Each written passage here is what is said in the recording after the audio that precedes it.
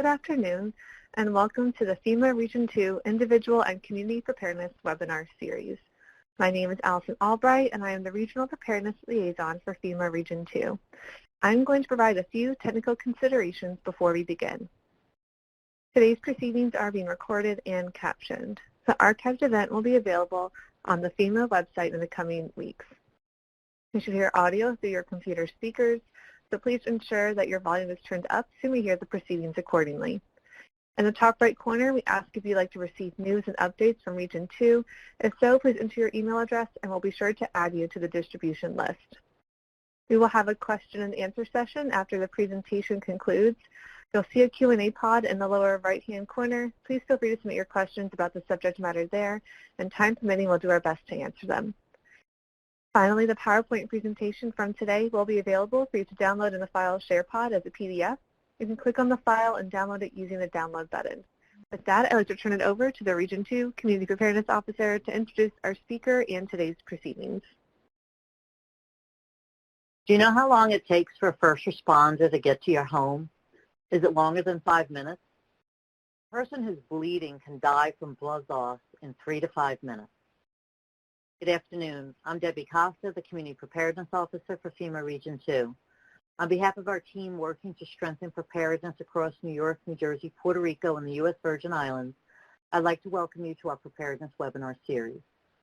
The Region 2 Individual and Community Preparedness Program is focused on preparing individuals and communities for disasters by providing useful information and training, inspiring people to act and be ready for any emergency. As part of that goal, we're pleased to be hosting today's virtual Until Help Arrives training. The Until Help Arrives program teaches basic skills to help keep people alive and safe until professional help arrives. Today's training will be facilitated by Dennis Booth.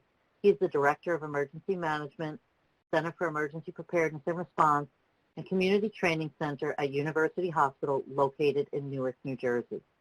Dennis started his career in emergency medical services in 1989 and has served in his role at University Hospital for over 26 years. During his career, Dennis responded to the World Trade Center attacks in 1993 and 2001, Hurricanes Katrina in New Orleans in 95, Sandy in New Jersey, and Irma and Maria in the U.S. Virgin Islands, to name only a few. Most recently, Dennis and his team have assisted the state of New Jersey, City of Newark, and University Hospital in response to the COVID-19 pandemic. Dennis, I'd like to turn the floor over to you. Great. Good afternoon, Debbie. First and foremost, thank you, Debbie. Thank you, Allison. And thank you, FEMA, for the opportunity in order to present this program today. So I'll just take a couple more minutes and just give you a little background on myself, and then we will get right into the program. So as Debbie mentioned, I am from University Hospital, Newark. My background is in EMS. I started doing EMS in the city of Newark in 1994. I progressed through my career, and about 10 years ago, I became the Director of Emergency Management at University Hospital. I work closely with the city of Newark, the state of New Jersey, as well as FEMA on a couple different projects. And I also oversee our community training center here at University Hospital. So we do bleeding control training for all of New Jersey. We do CPR training, contracted and free training for various different organizations throughout New Jersey. And I love what I do. I have a fantastic job. I embrace what I do, and I always like to give credit where credit is due. The people that I work with make me responsible for what I do and the success of the overall programs that we deliver. So thank you for the gentlemen and for all first responders on this call. So before we start, I was just looking at the invitation list, and I do see a couple people here from New Jersey. I see a shout out to Teaneck and a shout out to Sayreville.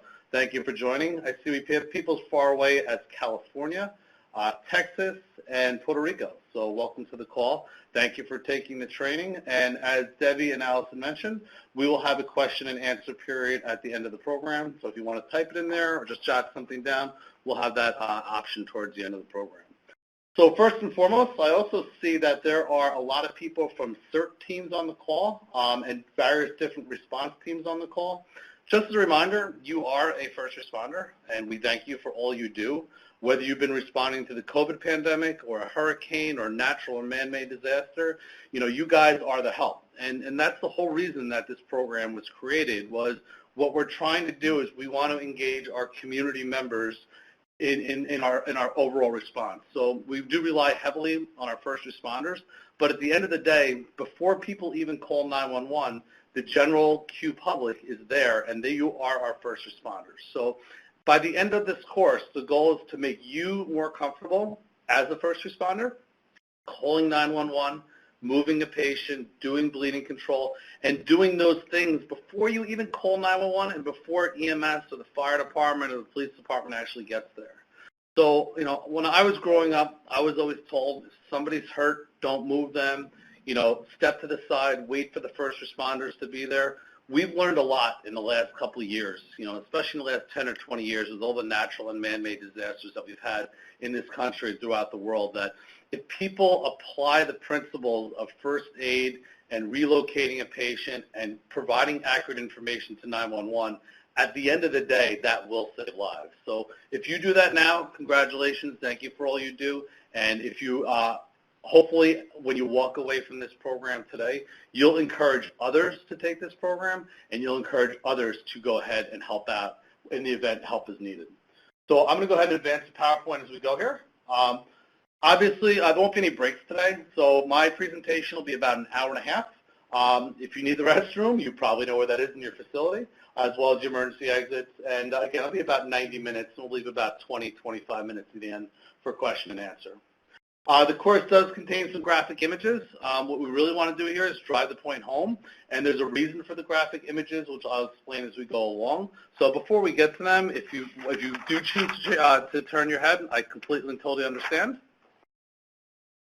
Again, the whole idea here and the goal of this course is to teach you the basic skills to keep people with potential life-threatening injuries alive until professional help arrives. And what I want to say is by the end of this presentation, you guys are now the professional help, and you are a first responder. So again, I'm going to kind of drive that point home a lot as we go through this program. Okay? So we're going to talk about how you make a difference. We're going to talk about the proper way to call 911. Most importantly, to stay safe, because if you become a statistic, you're not really helping the situation, you're hurting the situation. We're going to talk about how you can stay safe during an incident.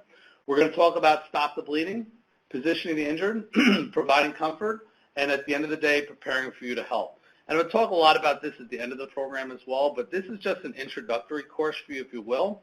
You are highly encouraged after this course today, and if you haven't done so already, go out and take a CPR class.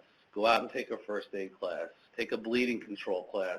If you're not involved in a CERT team in your municipality or in your county, search it out. So there are multiple different options available to you here to, again, help the community and help our cause at the end of the day to save lives.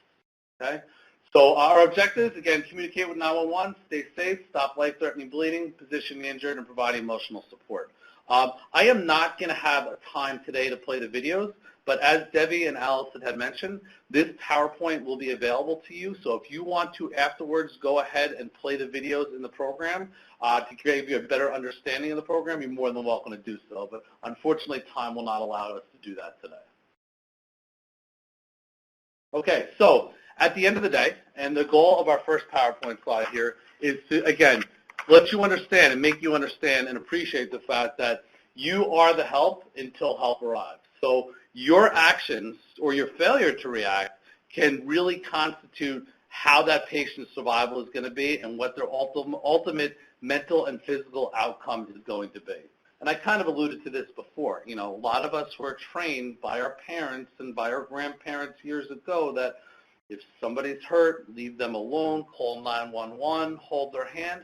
Well, some of that is true, okay? But again, we've progressed over the years, and we want to encourage you to go ahead and get involved, okay? So as I mentioned before, we're not going to play any of the videos here, just time won't allow to, but I do encourage you after the presentation to go ahead and play those videos at your own time and comfort, okay?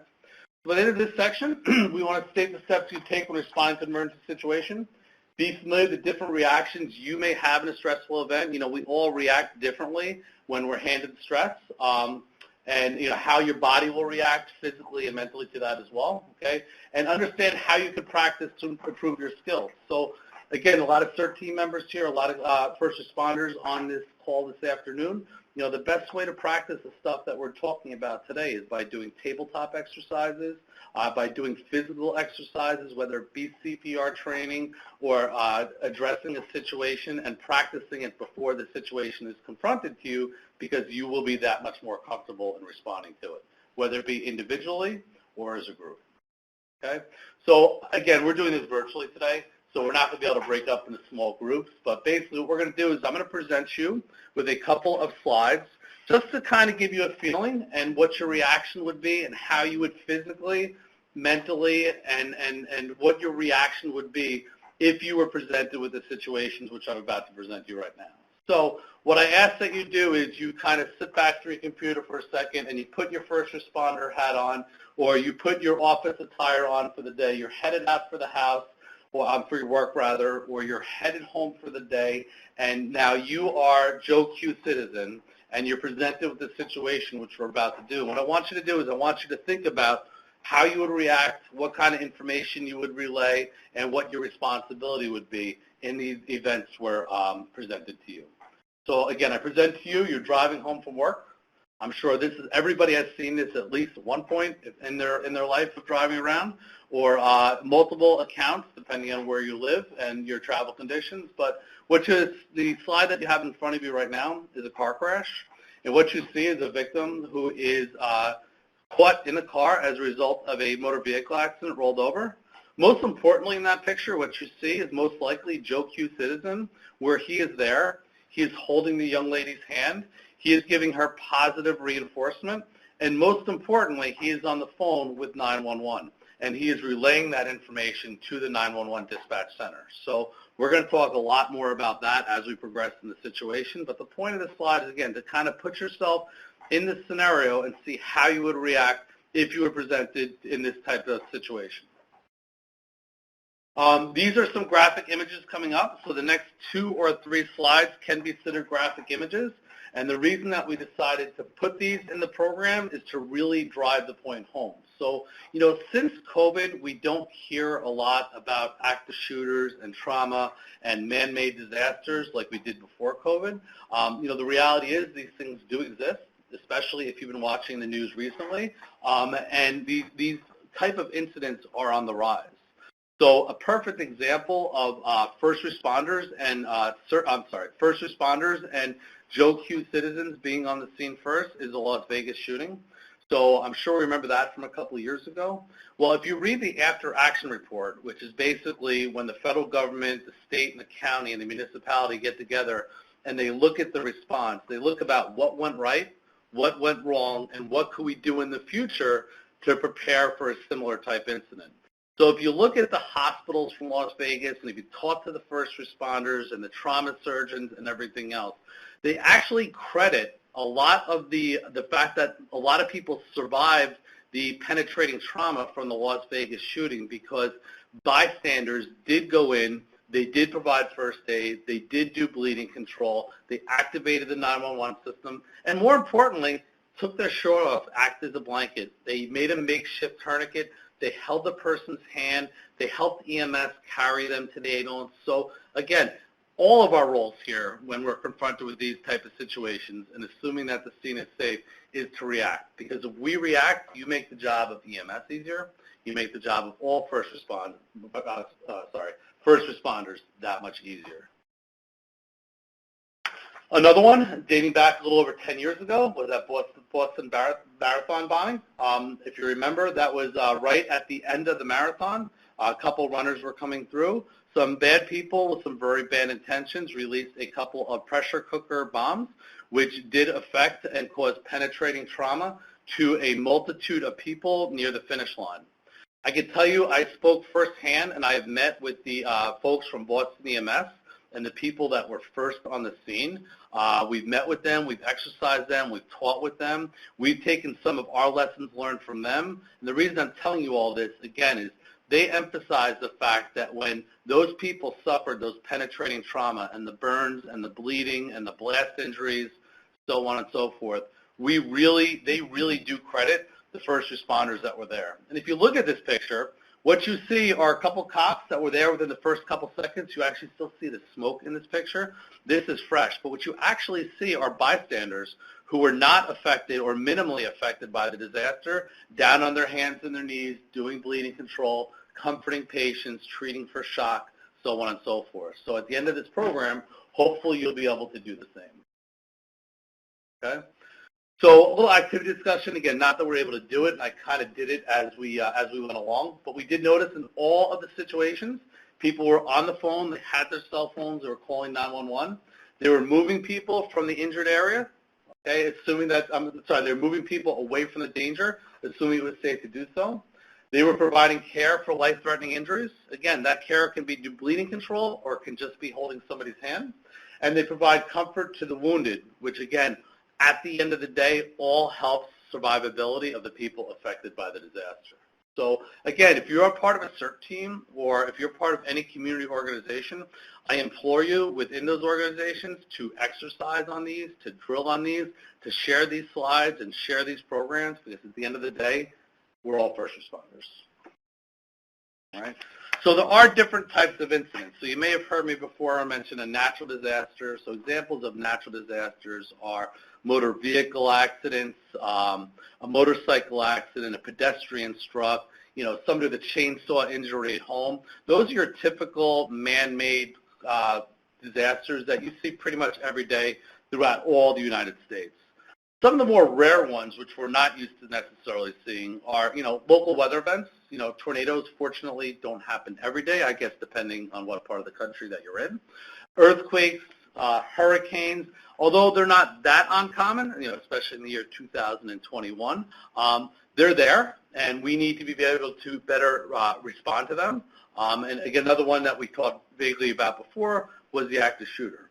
And the ones that you don't see very often are those really large-scale disasters, whether it be a man-made or a natural-type disaster. So our acts of terrorism, our bombings, our large-scale transportation accidents, fortunately, they are not too frequent, but we take the same principles that we do from a common or rare type of incident and apply them in a very rare incident. So I guess you could make the argument that our responsibility in responding to our common type motor vehicle accidents or common type natural or man-made disasters better prepares us for our rare and our very, very rare type incidents. So again, it's all about preparedness. So I like to say P stands for preparedness at the end of the day. All right? So as I mentioned before, you make the difference, okay? Calling 911, staying safe, applying pressure tourniquet to stop bleeding.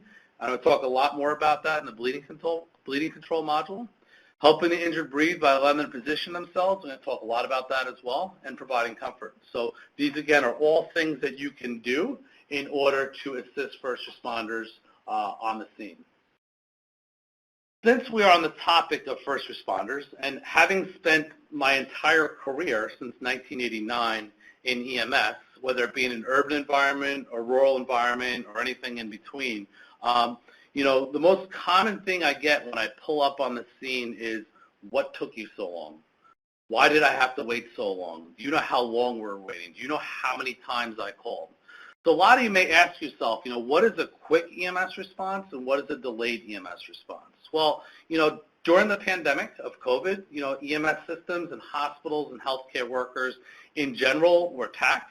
And during inclement weather events and high call volume days and maybe some holidays, these are all things that affect our response time. Nationally, if you look at West Coast to East Coast, and I guess you can make the argument of North Coast to South Coast, the average response time for a priority 1 EMS call in the United States is anywhere between 6 and 9 minutes. What does that mean? So when you call 911, as we're going to describe a little bit later on in the presentation, you don't just call 911 and say, send me an ambulance. What the dispatcher will do is they will triage the call, and they will determine if your emergency is a life-threatening emergency or if it's a non-life-threatening emergency. What that allows the dispatcher to do is to prioritize making sure that we're sending ambulances to chest pains, penetrating trauma, shortness of breath, whatever the emergency may be, before we're sending somebody in an ambulance that had sprained their ankle or broke their finger, so on and so forth. So if you ever ask yourself, am I getting fast EMS service, or how long is EMS going to take? As I mentioned before, the national average is about 6 or 9 minutes for your life-threatening emergencies. So if you're getting ambulance in 6 to 9 minutes, you are in a good place. Also knowing that could be, again, affected by weather, travel, snowstorms, time of day, so on and so forth. But not relying 100% on EMS, now that we are all going to classify ourselves as first responders, we're going to make the argument at the end of this course that the time the emergency happens, you are the help, you're on the scene first, so you are going to start that clock or stop that clock, if you will, for the response. So what we want you to do is to be comfortable, step in, and act as that first responder until the ambulance or the fire truck or the police car actually show up. So again, you are the first responder. So I'm going to make the argument here that from the time that an emergency happens and you witness it, that help is on the scene almost immediately. All right? So there is something called the chain of survival. So if you've taken a CPR course with the American Heart Association, the American Red Cross, or any of those other accredited companies out there, you talked about the chain of survival. So how the emergency medical system keeps people alive with serious injuries, okay, so first care is you. Your ability to position somebody, move somebody, start CPR, do the Heimlich maneuver, apply AED, again, that's when the clock starts. So you have a moral responsibility, if you will, to start applying care, assuming the scene is safe and assuming you're comfortable in doing so.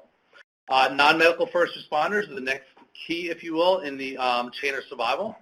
Your pre-hospital care team, that is what we identify EMS. Obviously, EMS have gone through hundreds, if not thousands, of hours of training. They go through competency-based training. They're certified or licensed, and they treat sick people every day and, eventually stabilize those patients and bring them to an emergency room. And it's not just about bringing a patient to an emergency room. It's about bringing a patient to the proper emergency room, whether it be a trauma center, a stroke center, cardiac center. So that's where EMS plays a role in making sure that people get to the right facility and get that definitive care that they actually need.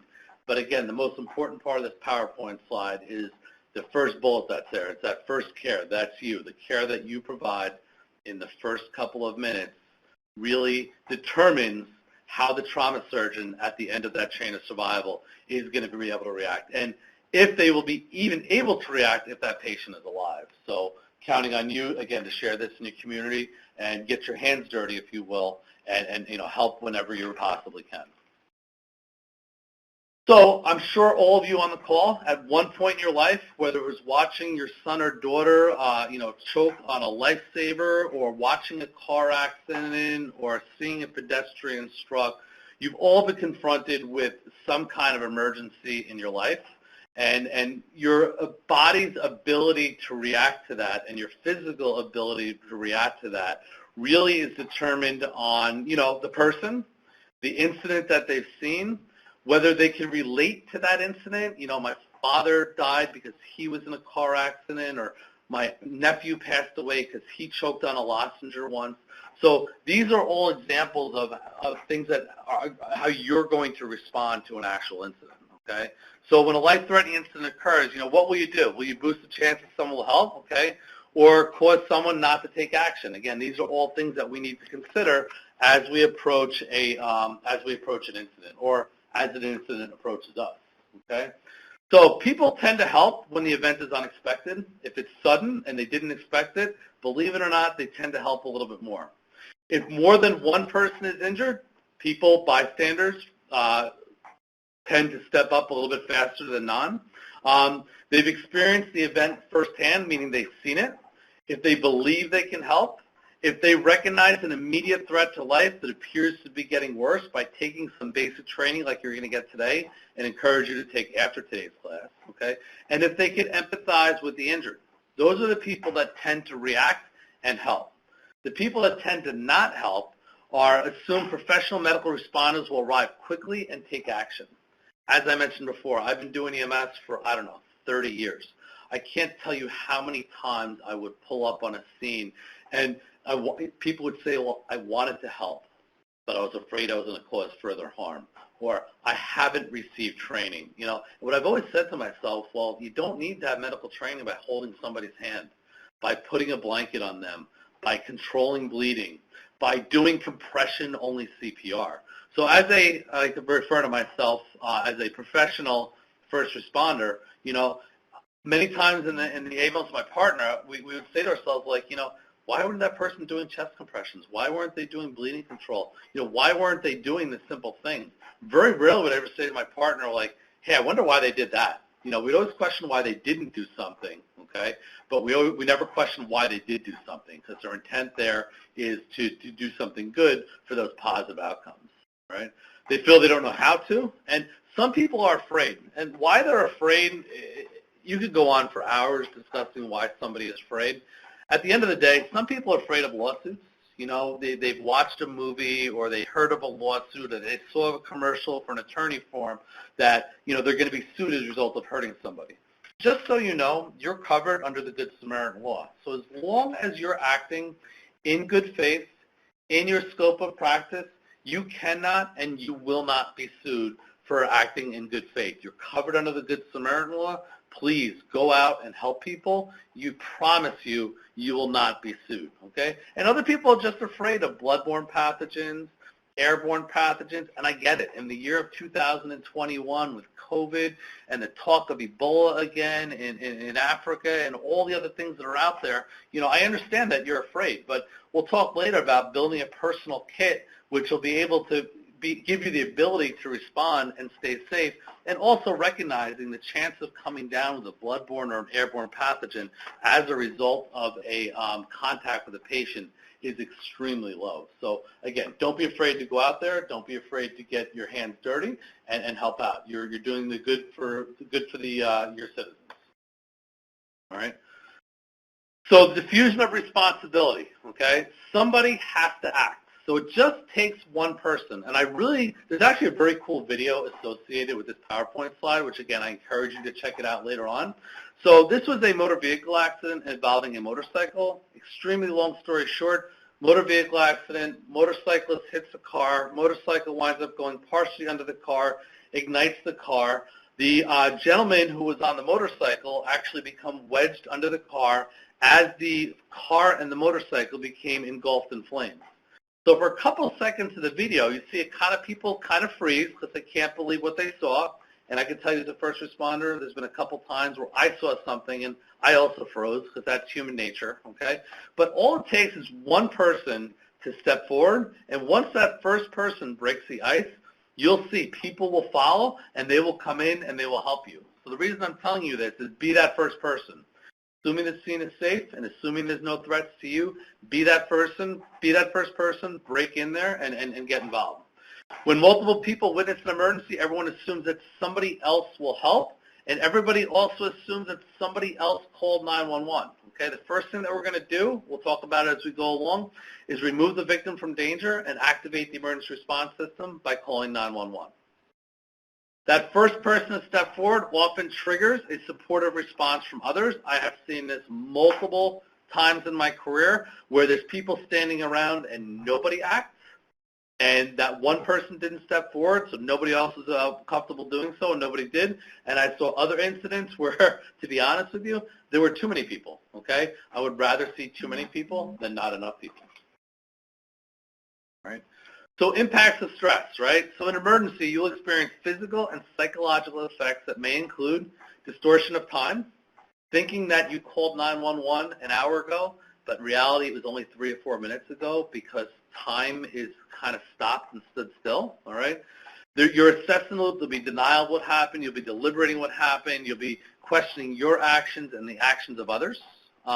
You'll have distortion of sight, sound. You've all had that adrenaline rush in the beginning of an incident or during an incident, you know, where you're literally going through shock. It could be psychogenic shock that your body is going through, okay? But it's just having that ability as a trained or untrained first responder to just stop, take a deep breath, analyze the situation, determine if the scene is safe, take necessary actions, activate the emergency response system, and again, just by holding somebody's hand does a lot. So Everybody reacts differently. We don't judge people by their action or their failure to react. Again, we're all different people. But having this training and sharing this training with your organizations, with your schools, with your Boy Scouts, with your Girl Scouts, all encourages and makes people more comfortable in their actual response. Excuse me. So train your brain, okay? I kind of alluded to this before. When you guys, if you're part of a CERT team, whether you're a Boy Scout, Girl Scout, or even in the corporate workplace, a lot of people are working from home in 2021. To be honest with you, I would sometimes wish that I had that ability. But, the world is returning to normal. People are going back to work. And whether you work in a small gas station or whether you work in a huge corporate office, you really should be exercising your emergency plans. So what do I do if somebody is feeling sick? What do I do if there's a fire? What do I do if there's an active shooter? So these are all things that you should be questioning yourself, and you should also be questioning, maybe your boss or your corporation or the emergency manager in your corporation. So if you're comfortable in the policies and procedures in the workplace, that's fantastic. And this isn't just the workplace. As I mentioned before, people are working from home. What will you do if there's an earthquake? There's a lot of people on the phone from a lot of different parts of the country. Earthquake's not a big deal here in New Jersey. But out west, how are you going to react to that? How is your family going to react? What is your family emergency plan? What is your meeting place? What is your backup communication? So, the different levels of exercises that FEMA and first responders do is a tabletop exercise. It's really just talking out an incident. How are you going to respond to it? And then it's doing a functional exercise where you actually, in real time, test what your family is going to do, what you're going to do if an active shooter comes into the workplace. And then there's something called a full-scale exercise where you involve first responders and community members and CERT team members where they actually practice the entire drill and act upon what they learn. So train your brain, exercise, test it, question people within your workplace, within your organization. Ask them, what is our plan if this happens? Can we exercise? Can we drill on it? Because the more you do that, the more comfortable you'll be when that incident actually happens. So some of our key points from this module, okay, and hopefully you got this by now, and I'm going to drill it home a couple hundred times as we go along. You are the first link in that chain of survival. Your failure to act, okay, can have a negative impact on the patient's survival.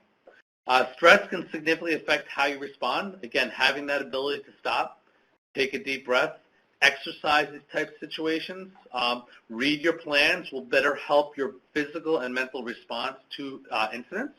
And practice will improve your ability to act quickly and effectively. So, if you work in a large corporation or maybe even a small corporation, you probably have an emergency operation plan. Open up once in a while, check it out. You'd be surprised what's in there. And again, question the authority. Tell them that you want that training. So those are your key points of that module. And again, you are all first responders, and we want to see you guys out there getting your hands dirty and stopping that clock of that first responder. Okay? The next thing, coincidentally, this week is National Telecommunications Week. That basically means that, the most under-respected or under-accredited, if you will, first responders out there are 911 call takers. So, yes, you're there first. As a first responder, you see the incident happen, you're going to take action. You're going to move the patient, you're going to do your bleeding control, you're going to do your CPR, whatever else that you're going to do. But at some point, during the first couple seconds of the incident or the first minute of the incident, somebody is going to call 911. So I am not a dispatcher. We do have a large dispatch center here, which manages fire departments and EMS agencies throughout northern and all of New Jersey. But there are right ways to call 911. There are wrong ways to call 911. And that information that you give to 911 really drives the type of response that you're going to get, how fast they're going to be there, the resources that they're sending you. This is arguably the most important part of an emergency is calling 911, calling them soon, and relaying the proper information, okay? So by the end of this step, we'll tell you about answering the 911 operator's questions, okay, and work with them during the call to help the injured. Excuse me. All right. We are not going to do a group activity, but I'm going to assume, and I can tell you I have, as recently as about a week ago, called 911. My neighbor's smoke alarms are going off, and they had a small little electrical fire when they weren't home, I called 911. And to be honest with you, for a second, I was like, just send the fire department, realizing quickly that I had to stop, take a deep breath, and answer those questions that, no, I don't think anybody is home.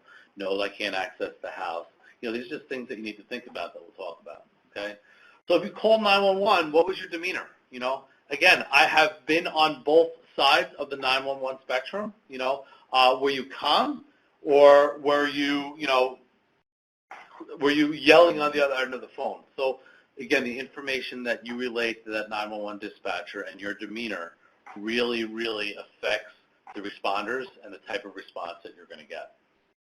So 911 trainers are not operators, all right? So 911 trainers are not there to give you a phone number, tell you when the movie theater closed, so on and so forth.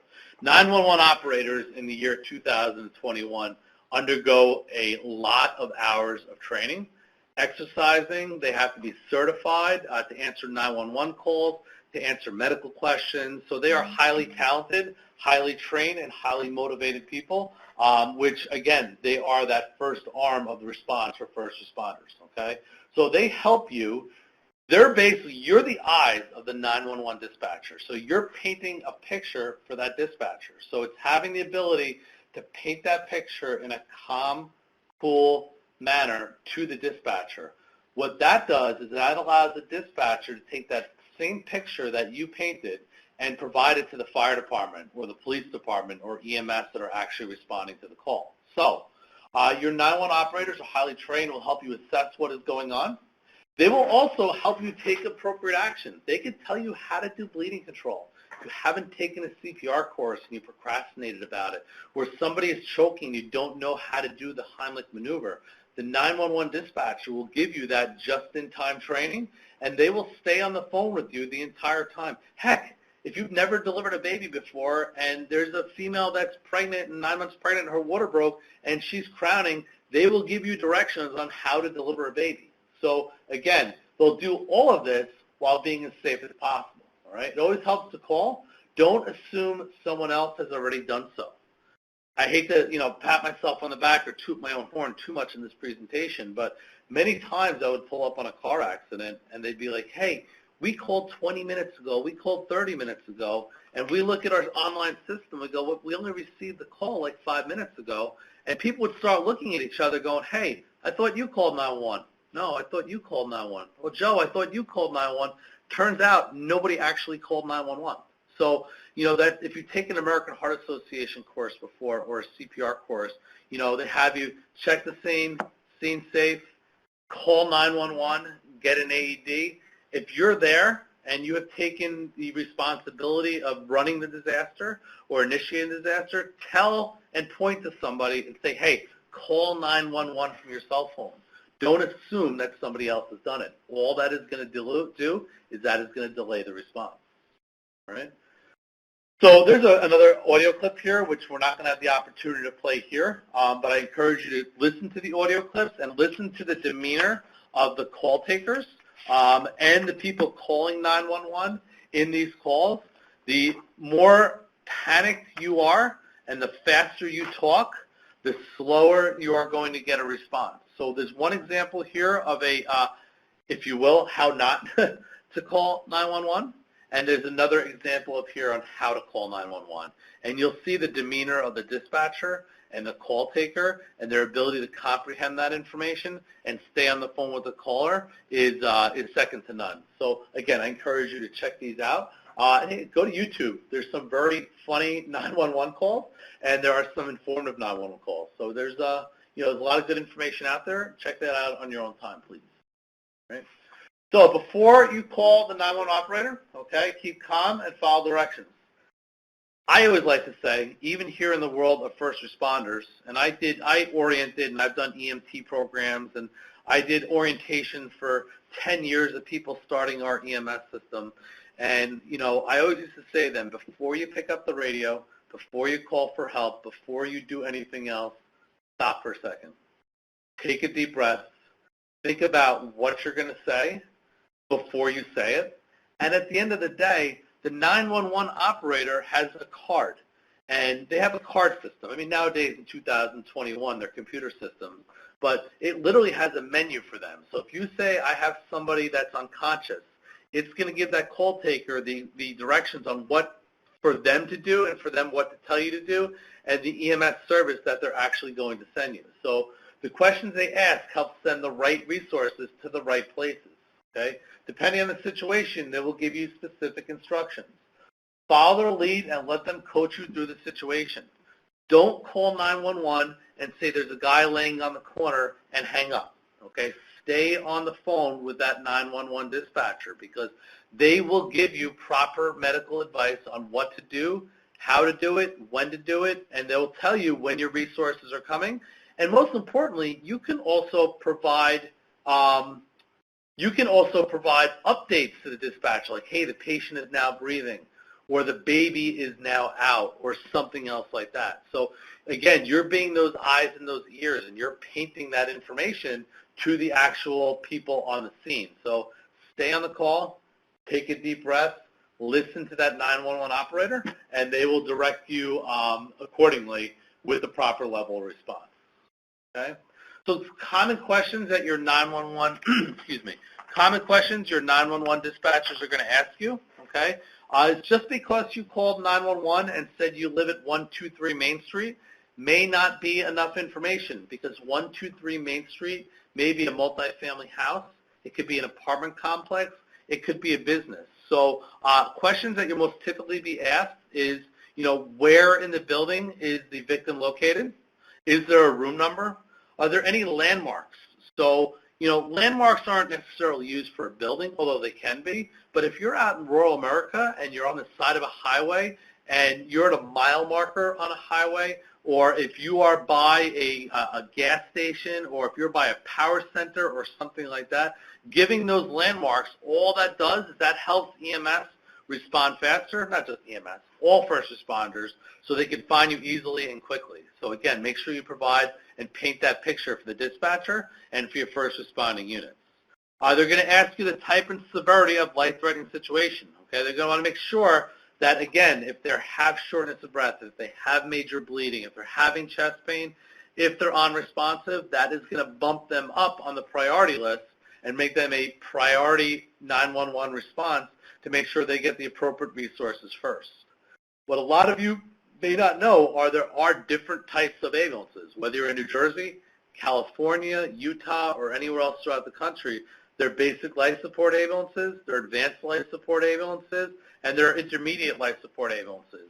When you call 911, they are triaging the type of ambulance that is needed for your response. So make sure, again, that you're painting that picture and relaying up-to-date information to the dispatcher, all right?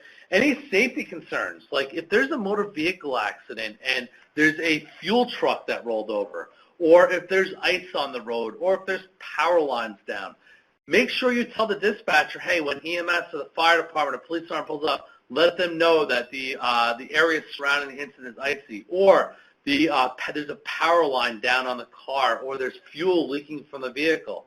That, A, helps us direct the appropriate resources to the assignment, and it makes sure that when the first responders get on the scene, they know to look out for that so we don't become victims ourselves. So again, you're painting that picture, you're laying the foundation of our actual eventual response.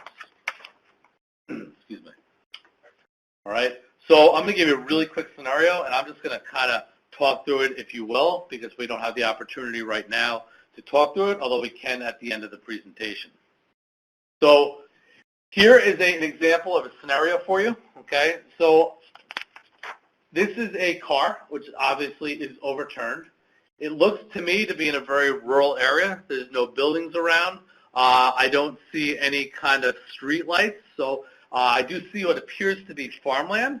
There's a vehicle that is rolled over, and I believe what I see in this picture as well is ice and slippery roadways. So, ask yourself, you pull up on an incident like this, what is your first action or reaction going to be to this type of incident? So as a couple examples for you, again, as I mentioned before, this is a rural area.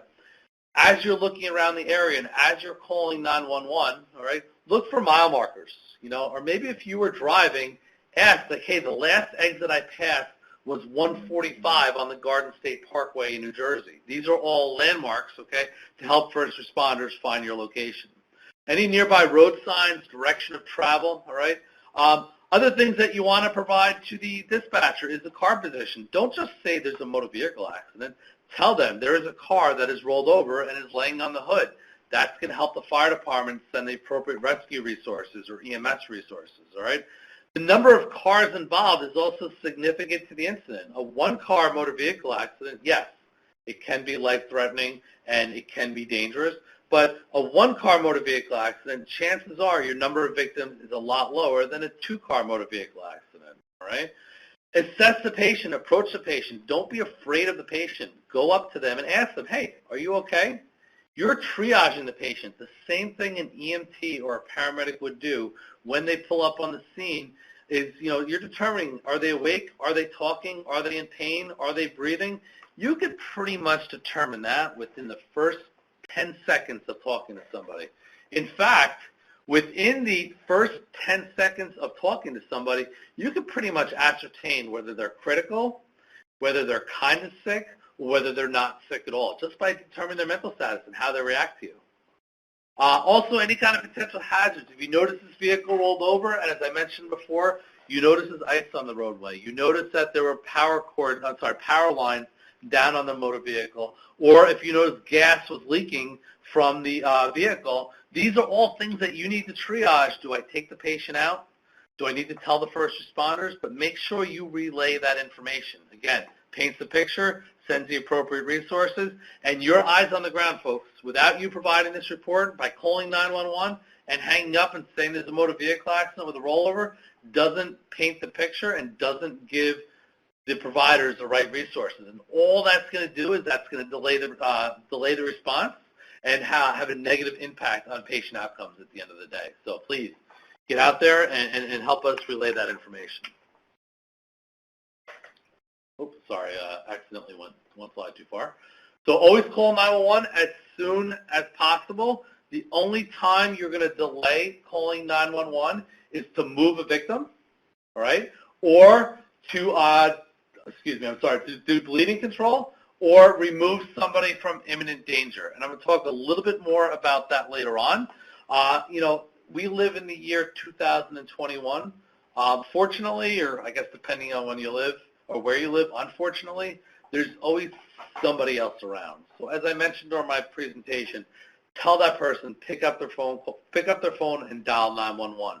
If you're by yourself, again, you got to really triage the decision. Do I need to move the patient, do bleeding control, or call 911? And that's all on your discretion, and nobody will ever question that discretion. The only discretion they will question is, the only thing we'll question is why didn't you react? So please react and get out there, all right? And most importantly, follow the operator's instructions and guidance and stay on the phone and provide that calm, cool report, and that will help your patient outcomes, I promise you. All right, so staying safe. So the first thing that you're taught in the police academy, fire academy, the EMS academy, or even Joe Q Public is the ability for you to stay safe. So as I mentioned before, if you've taken an American Red Cross, American Heart Association, or any kind of CPR, first aid, or bleeding control class before, we'll talk about those resources at the end of the course. But one of the first things that you're taught is scene safety, because we don't want you becoming a victim, and we also don't want the first responders becoming a victim. So at the end of the day, and we say it amongst ourselves as first responders, we all go home, right? We all want to make sure that we punch in at the end of the day and that we punch out at the end of the day. And now as you guys are identifying yourself as first responders, we want the same for you. So we always want you to triage the situation to determine what is safe and what is not safe. And your action to that, does affect patient outcomes. So the two objectives here, by the end of the step, we'll be able to decide whether to stay help, move the injured to safety, or get to safety yourself, should I say. Demonstrate how to safely move an injured person away from further harm. So there's right ways, there's wrong ways, there's times it's appropriate, and there are times that it is not appropriate. Okay? So I kind of mentioned this before. So you really have to assess the situation. I can tell you in the first 10 to 30 seconds of an incident, you can pretty much determine whether the scene is safe, whether the scene is going to remain safe, and how long it's going to remain safe. So, you have your senses. So, what do you see? Do you see down power lines? Do you see smoke? Do you see debris? Do you see moving vehicles? Do you see people running? These are all indicators that, hey, maybe here something is not safe. The building's engulfed in flames. The person who is a pedestrian struck is in the middle of the highway and traffic is not stopping. People are running away from the incident. These are all indicators to you that, hey, maybe it isn't in my best training or my best interest to approach a scene because I don't want to become a victim myself. If you become a victim, you're just adding to first responders' responsibility, really not helping, okay? What do you hear? What voices, what creaking, hissing, booms, gunshots? Again, these are all things that you have to triage. If you hear gunshots, if you hear explosions, okay, if you hear people screaming, run, get away, those should all be indicators that this is not an area that I should be running into. And then your sense of smell, too. You smell gasoline, smoke, chemicals, or, your eyes are tearing, or your nose starts running, or something else like these. These are all examples of, hey, maybe the scene is not safe. Can I make it safe? And if I can't, the next thing that I want to do is call 911 and remove myself and others to a safe scene. So if there's somebody with a handicap, an elderly person, a pediatric patient that can't get away fast enough, help them remove themselves from the scene. So it's not just about, helping the injured. It's also about helping to de-escalate the situation and preventing injuries, moving forward as a result of whatever the incident may be, right? So as I mentioned, in a group activity, if we were in a classroom, we would sit down, we would have a couple whiteboards up, and you guys would break out and report back on this. So what I'm going to kind of do is just kind of walk through it as I have with the other ones. So at the end of the day here, we want to look for what some of the hazards and resources would be if you approached a similar situation. Okay, so here what I see is a motor vehicle accident, rollover. What I also see is a car which is smoking. Looks like the inside of the car is smoking, the outside of the car is smoking. And if you look at the lower right-hand part of the slide here, you will also see a what appears to be a power box. So if you are responding to an incident like this and you're the first one on the scene, what do I see? Actually, it looks like there's a building explosion in the back by the houses, too. I see a car that's turned over. I see active smoke. What this looks like to me is maybe some kind of car bombing or something else like this. That's that rare one that we talked about before, right? So as a non-first responder, I would probably question my ability and my safety while responding to an incident like this because there are a lot of hazards there. If you did respond and you determined that the scene was safe and that's your reaction, that's fine as well. We're not there, you are. So these are all different kind of things you need to visualize. We always like to say there's something called tunnel vision. You pull up on a scene and you see somebody hurt or you see a kid hurt and they're bleeding. What tends to happen is you focus on that one thing, but you're not looking at the big picture. So you see little Johnny, he's bleeding and he got hit by a car. But what you don't see is that car is on fire or there's an electrical wire down. So what you really, again, you have to stop, look at the big picture, and triage the situation to determine whether it's safe or not. And if anything in your body is telling you that it's not safe, don't approach the scene. Use your natural instinct. Call 911. Provide supportive care from, a couple feet away, 10, 100, 200 feet away. Yell to the person, hey, you're okay, take a deep breath, we called 911. There's different kind of supportive care you can do than just hand-holding. So, again, just relaying that information, most importantly, relaying that information to a call center. Right. Circular saw injury. I can tell you I've been a victim of this, and I have seen this many times in my life. Your really biggest hazard here is that of bloodborne pathogens at the end of the day. So if you have any type of questions about bloodborne pathogens, you're afraid of coming down with bloodborne pathogens, just know the chances of coming down with a bloodborne pathogen as a result of helping somebody is extremely low. but I get it. It's 2021. There's COVID. There's all these different viruses and bloodborne pathogens out there. Build a simple first aid kit. There's glove pouches you could put on your keychain. There's CPR devices that you could put on your keychain.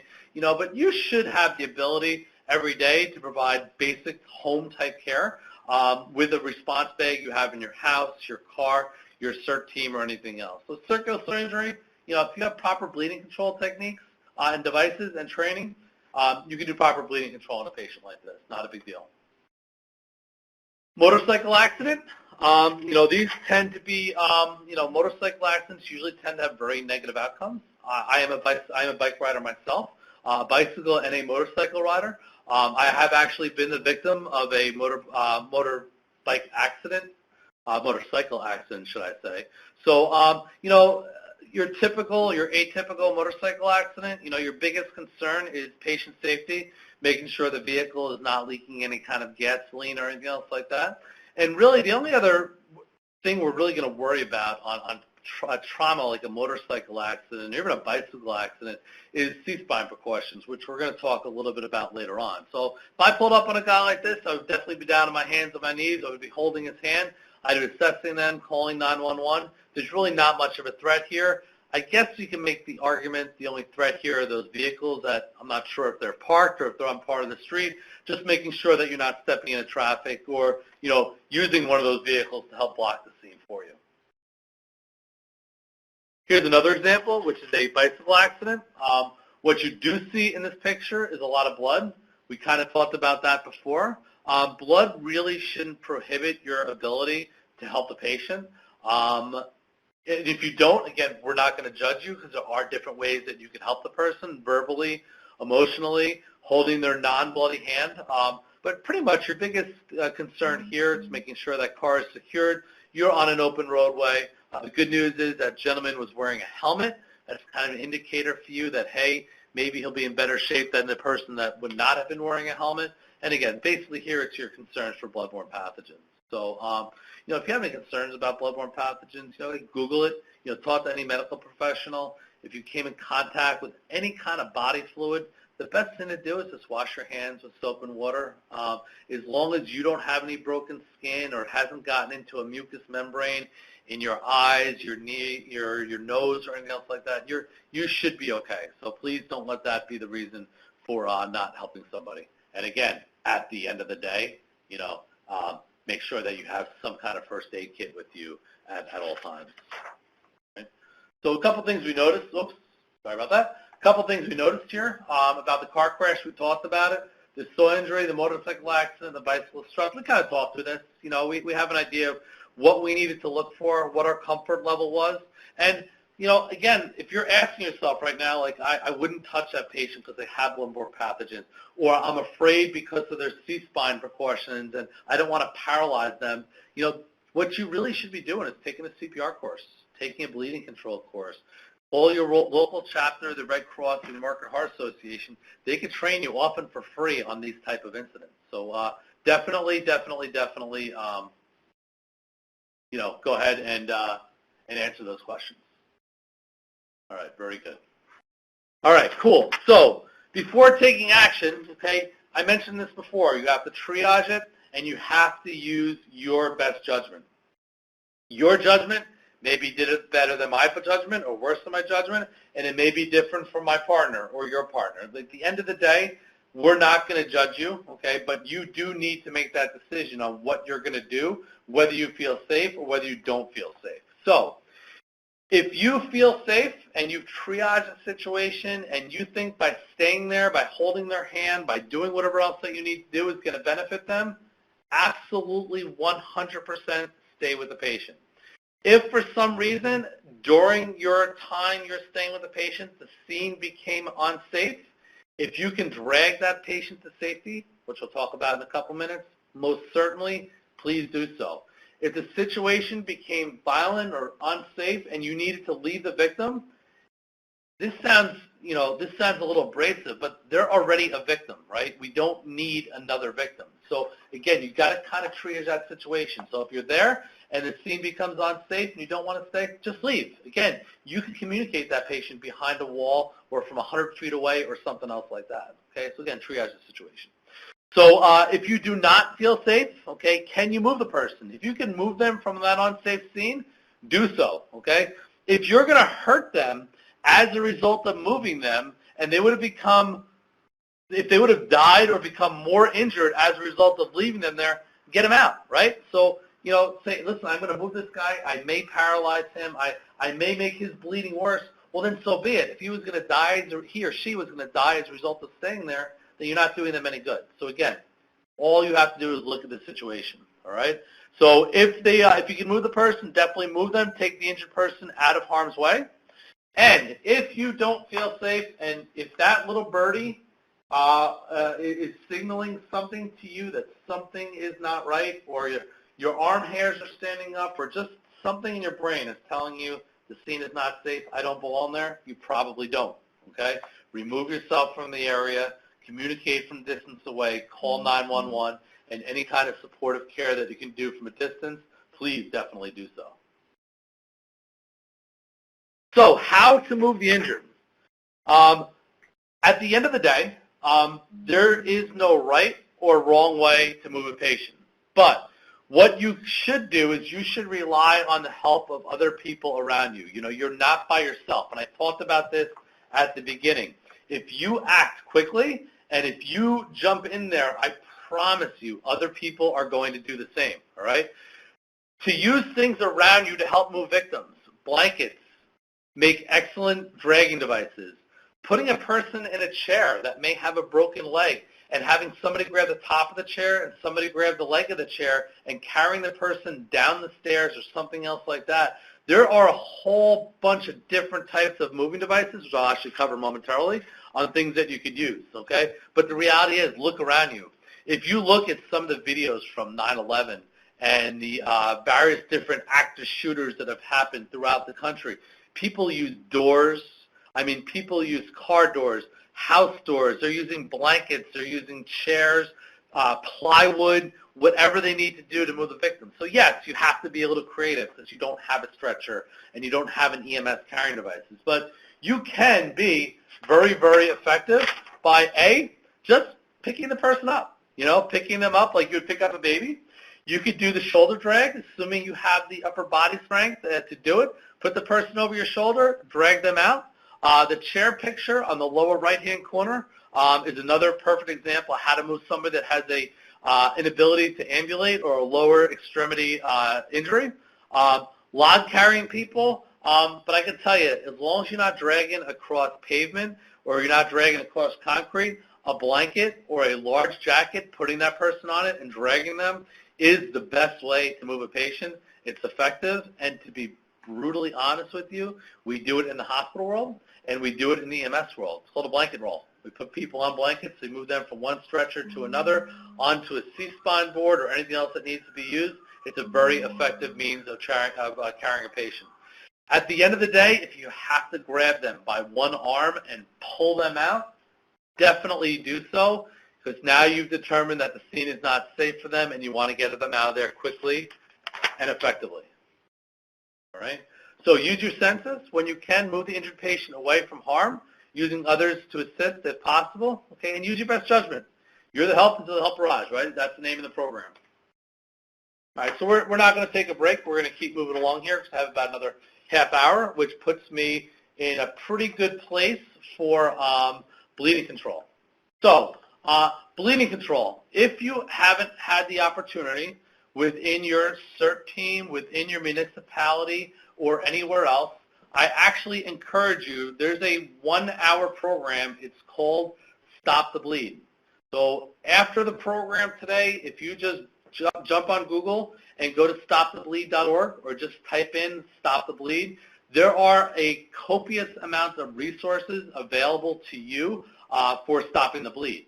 So it's a 1-hour course. It goes over wound packing, it goes over tourniquet application, and it goes over pressure. So excellent course to take. And what I'm going to do now is kind of give you a teaser if you will, on bleeding control with the eventual goal of hopefully giving you a little bit of a comfort level on stopping the bleed. I'm just going to advance the slide here. Dennis, you want to turn on your webcam? Sure. Hold on one second. Sorry about that. So now you get to put a voice with the face and a face with the voice. So I'm Dennis. Nice meeting you. I'm here in my classroom, and behind me I have Annie. If you haven't met Annie before, that most likely means that you haven't taken CPR training. So I highly encourage you to reach out to your local chapter of the American Red Cross or the American Heart Association and get to meet Annie, because if you met Annie, that basically means that you have taken some basic CPR training. Another tool that I have here is a bleeding control mannequin. So what this does is this gives us, basically we call it a stump or a sausage. This gives us the ability to train JOQ public on bleeding control. Okay? And what I'm going to do right now is I'm going to briefly talk about bleeding control, but this is hopefully not going to replace an actual hands-on bleeding control course that you're going to take, and you're going to find those resources online. So, at the end of the day, the goal here is to recognize what's life-threatening bleeding, what's not life-threatening bleeding. The biggest take-home point of this PowerPoint and this section of the program is learning how to apply firm, steady pressure to stop bleeding. Understand when to use a tourniquet, okay? And hopefully, again, encourage you later to either go out and purchase a tourniquet, and we'll talk about improvised tourniquets as we go along here in the actual presentation. So, why do we want bleeding control? So, we have learned, based on all of the data over the last 20 or 30 years, from our military that has been overseas to active shooters here in the U.S., and all throughout the world, that bleeding control is just as important as CPR training, because our goal here is once somebody starts bleeding, we want to stop the bleed. The sooner we stop the bleed, the higher the chance the patient has of expiring, okay? So 35% of pre-hospital trauma deaths are due to blood loss. Let me say it again, 35%. So 1 in every 3 patients is dying in the field, okay, because they're not due to blood loss. We can correct that by proper training and by proper devices and proper education in the community. So you'll have a little bit more when you leave, excuse me, when you leave here today, all right? So the reason that one of the problems with bleeding is we go into shock, right? So your body has about 5 liters of blood in you. That's a lot of blood, right? So once you lose about 50% of that, you're going into shock. You're actually going into hypovolemic shock, which means there's not enough blood in your system to circulate. Your blood pressure drops, your heart rate increases, and you go into shock. Once you go into shock, you're not in a good place, okay? As a first responder, there's not even much we could do. Is you need definitive care, you need IV solutions, you need a trauma center, and you need, paramedicine. So you should hopefully at this point be asking yourself, what can I do to stop the bleed? And that's why this national program is out there. One thing we've actually done here in New Jersey through my center and University Hospital is we provided training to all of New Jersey public schools in bleeding control, and we're actually responsible, thanks to a grant from the feds and New Jersey State Police, is we actually place bleeding control kits in all of New Jersey public schools, which is one of the first states in the nation to actually do that. So again, I implore you, after this program today, start questioning your community leaders. Tell them these are programs that you want, and you're going to help save lives while you're out there, okay? So, irreversible shock, okay, can be controlled. This is another great video on shock and how shock affects the body. And again, I encourage you to watch this after the program, all right? So, at the end of the day, to control bleeding, the first thing that you want to do is find the source of the bleeding. If you've seen somebody that has multiple penetrating traumas, that can be very, very difficult to do because the blood kind of goes out and it pools and they become covered in them, okay? So first thing that you do is try and identify where they're bleeding from. Once you identified where they're bleeding from, don't assume that that's the only spot unless you can totally rule it out. Assess the rest of the body. Assume they have multiple places they're bleeding from until it could be ruled out, okay? Once you've done that, we want to do something that's called direct pressure, okay? We want to put something between the wound, which is identified here. Excuse me as well as I remove my cravat. I'm a tourniquet.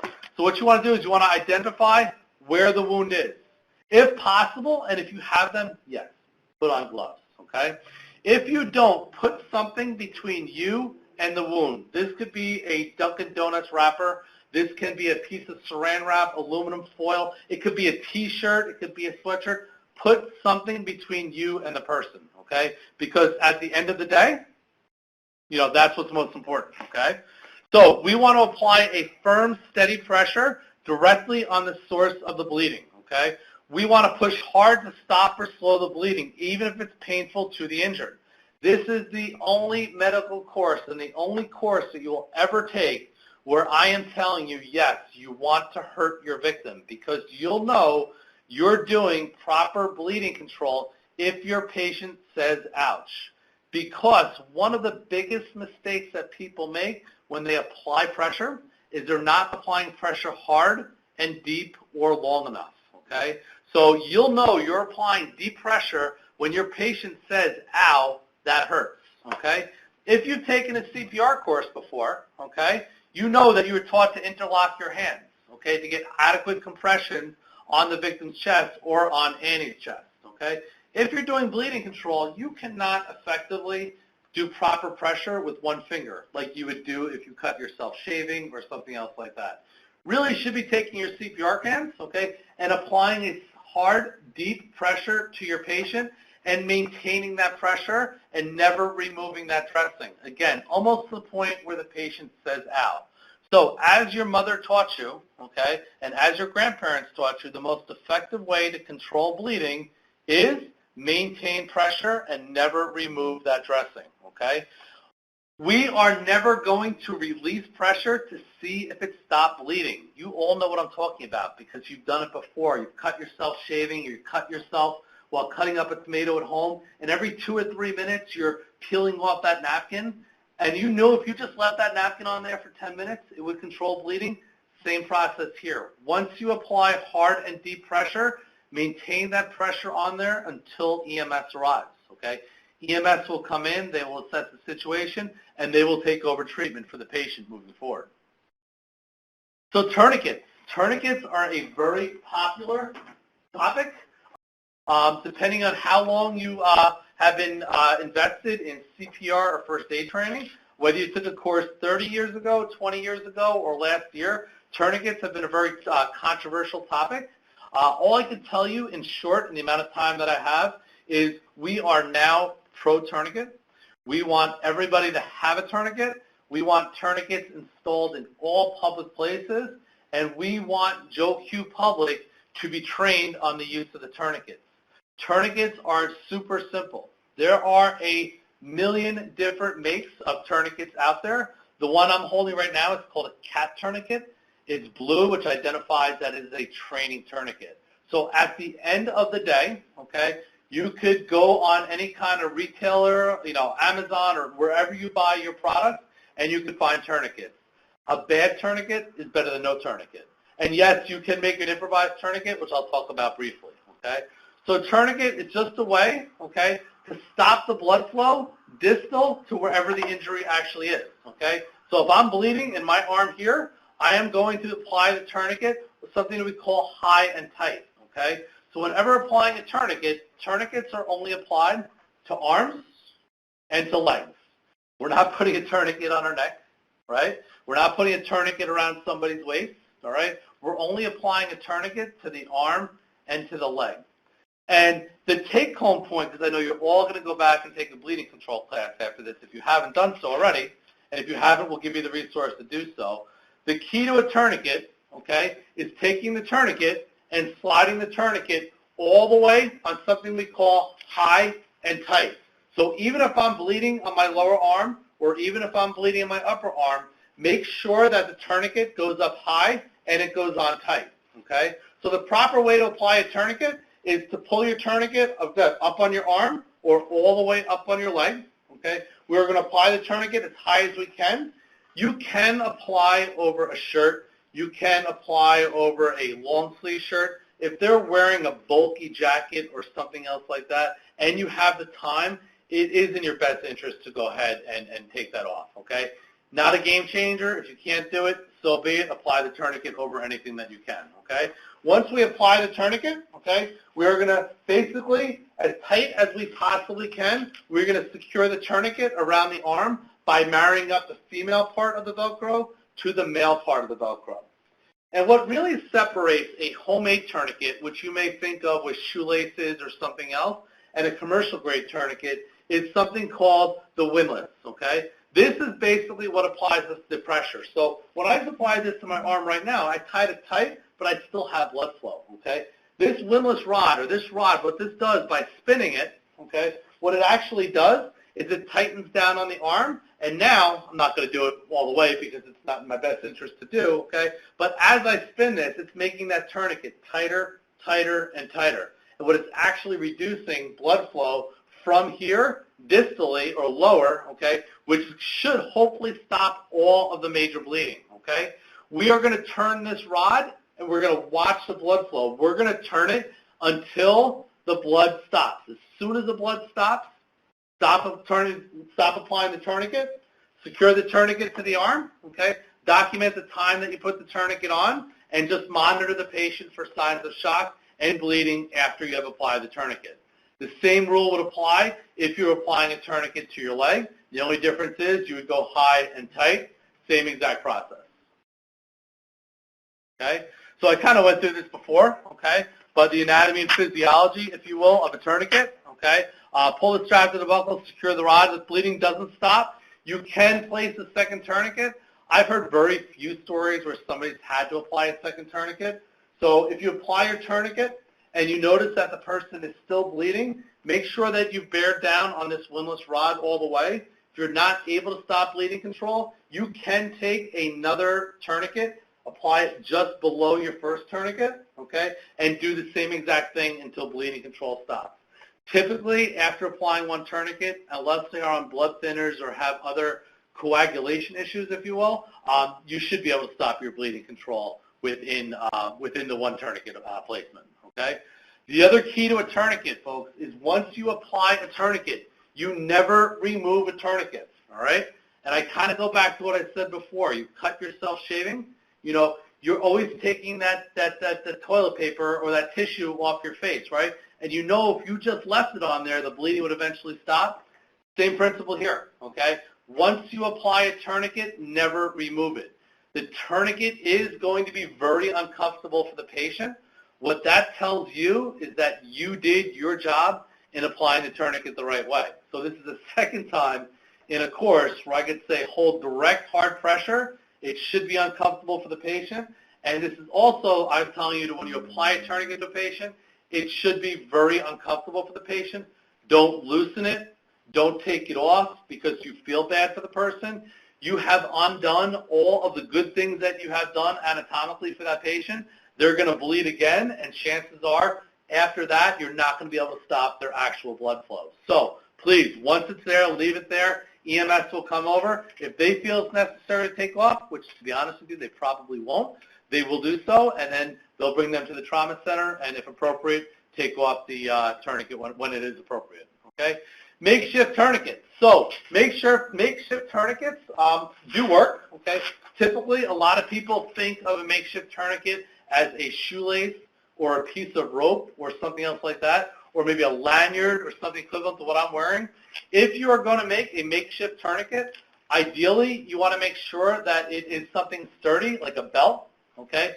It's at least 2 inches wide, okay? It's made out of a non-flexible material, okay? And basically, at the end of the day, you want to make sure that you be able to secure it, tighten it, and tie it, or any other kind of improvised way. So just don't use anything that's thin. So if it's a shoelace or a piece of string or a really thin necktie, you're not grabbing the meat that you need to grab. You're not closing those arteries and those veins like you're supposed to be.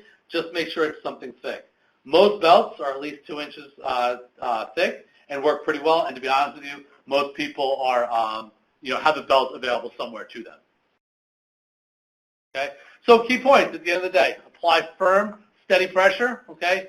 If you cannot control the bleeding with manual pressure, then consider applying a tourniquet to the legs or the arm, okay? Continually apply pressure, and again, you are now going to promise me that somewhere, reach out to your local hospital, your local first aid squad, have them come into your company and your organization. If you're from New Jersey, I can give you the resource too. I'd be more than happy to come to your facility and provide that training to you.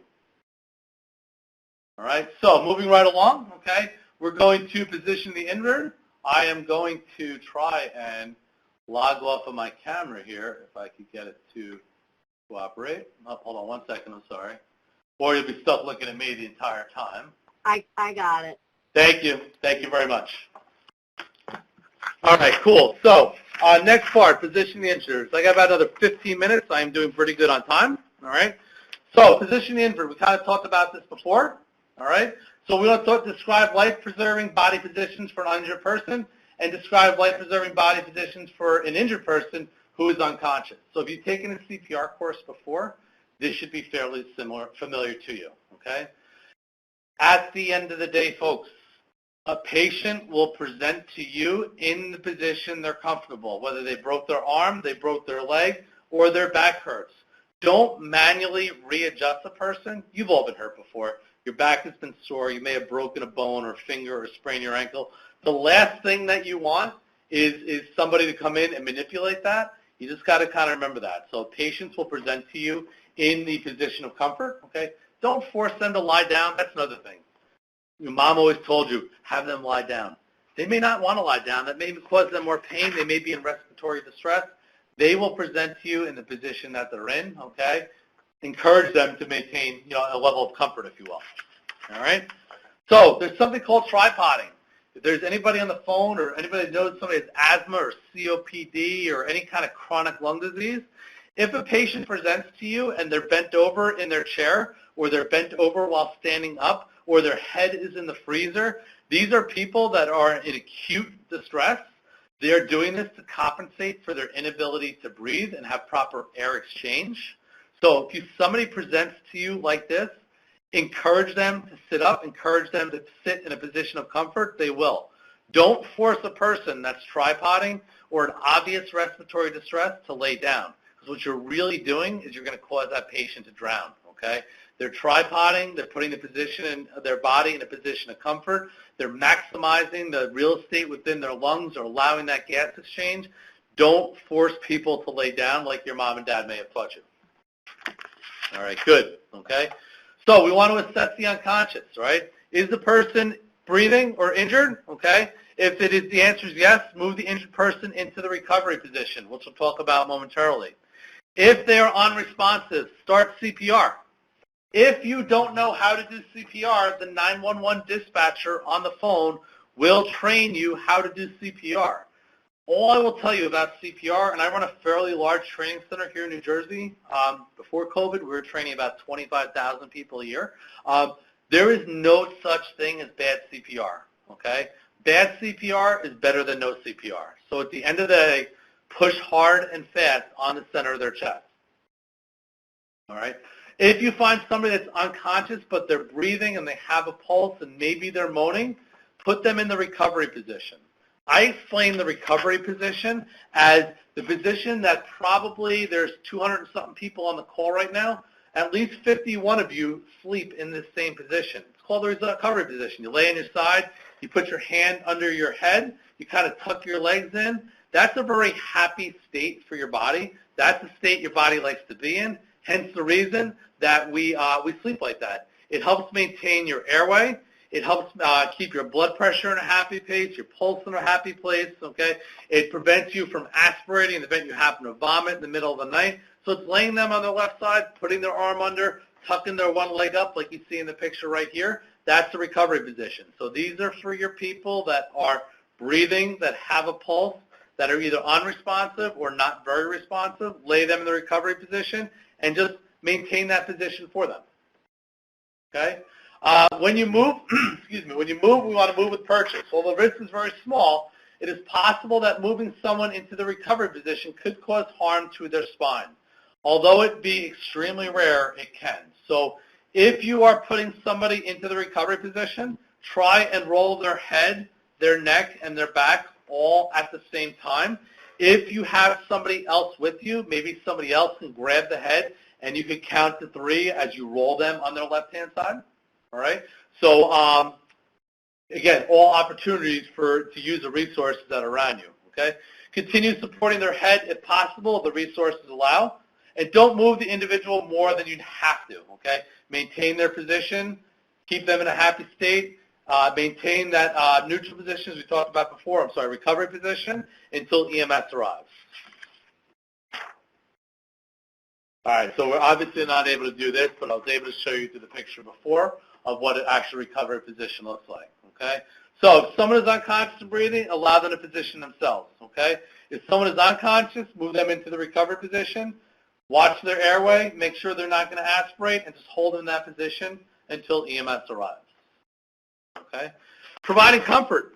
Okay, this is important, folks. Okay, it's not just physical comfort; it's emotional comfort. Yes, covering them with a blanket to keep them warm is important. Okay, putting a pillow under their head is important. Okay, but what is just as important is that emotional help, helping them down from their crisis. Remember, these people have just experienced something negative.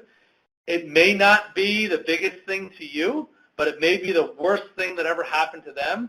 So although you may think that they're exaggerating the situation or overreacting to the situation, as I mentioned at the beginning of the program, we all react differently. So at the end of the day, you just have to take that into consideration, okay? All right. So we're obviously not going to do the group activity again, okay? So if you were in a position to provide comfort and assistance to somebody else, would you? We kind of talked about that before, all right? What would you do? How did it affect you? Okay, and you've all been presented with these situations before, which we kind of explained in the beginning of the program. Okay, so simple words that you could say. Okay, there's right things to say and there's wrong things to say. All right. So how can I help? Not everybody wants help. Maybe they're waiting for the ambulance. Maybe they're waiting for the cop. If they don't want your help, that's fine. Just step back a couple feet and wait till 911 arrives. Okay. What do you need? What happened? Talk to the person. Establish that relationship. Ask them what their name is, and create that conversation and engage them and, and become friends with them at the end of the day as best as you can for that period of time while you have them. Tell them what happened, but don't speculate, okay? They maybe didn't know they're hit by a car because they're in shock, okay? Don't assume what happened to them, okay? Tell them exactly what has happened. Tell them what you're doing and what is being done. Hey, I called 911. I'm putting a blanket on you. I'm holding your head because, you're bleeding. I know I'm hurting your leg. It's because I'm applying pressure and a tourniquet. Tell them what you're doing, okay, and tell them what's going to happen next. The ambulance is coming. They're going to take good care of you. Is there anybody I could call for you? Again, provide that supportive care. You can keep the people warm. Offer a hand to hold. Maintain eye contact is priceless. Be patient and understanding. Again, don't judge. If you have to move on to provide aid to another person, let them know. Say, listen, I'm giving you a blanket. I'm going to be right over here. My name is Dennis. If you need anything, call out to me. Just understand there's other people that I have to help. And 9 times out of 10, the person's going to understand that. But he or she doesn't think that you left them totally. Say, hey, you need something? Shout my name. And use other bystanders that are there. Again, talked about this in the beginning. If you're by yourself and there's 5 people injured and there's 10 people watching, engage them. Call them in and have them be first responders with you. All right.